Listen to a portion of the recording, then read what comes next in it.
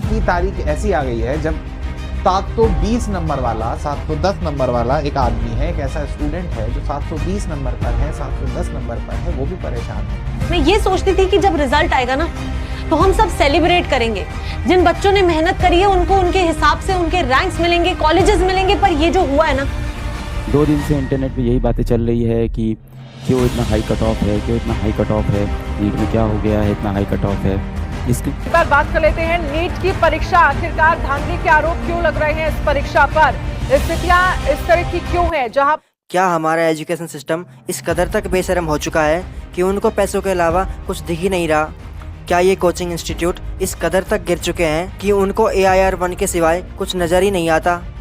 क्या वो पेरेंट्स जो अपने बच्चों को डॉक्टर बनाने के लिए इस कदर तक पागल हो चुके हैं कि वो कितने ही गरीब मिडिल क्लास वाले बच्चों का गला घोटने को तैयार हैं? और सबसे बड़ा सवाल ये है, जो हो रहा है या किया जा रहा है, इसका जिम्मेदार कौन है? आप, मैं, education system, coaching institute, NTA, parents, students, पैसा, या फिर हम सब जिम्मेदार हैं? हमारे भारत की हिस्ट्री में ये पहली बार हुआ है कि नीट जैसे नेशनल एग्ज़ाम में फर्स्ट रैंक के बाद डायरेक्ट 68th रैंक आई है। 2, 3, 4, 5, 6, 7, 8, 9, 10 रैंक का कोई पता ही नहीं है। और ऑल इंडिया रैंक 1 67 स्टूडेंट्स की आई है। अब हम इस बात को बिल्कुल बेसिक लेवल से समझने की कोशिश करते हैं कि आखिर हुआ क्या है।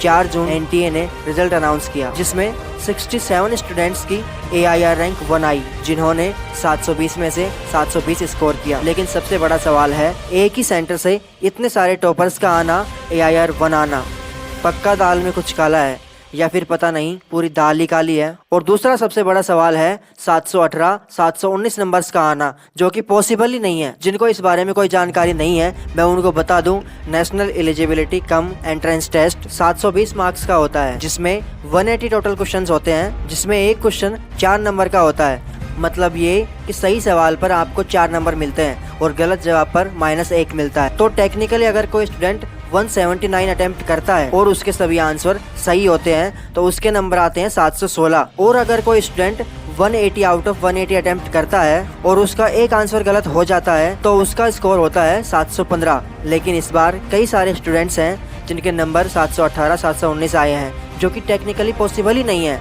और जब NTA से पूछा गया भैया ये क्या है, तो NTA कहता है कुछ सेंटर्स पर बच्चों को लेट पेपर मिला था, जिसके कारण उनको ग्रेस मार्क्स दिए गए हैं।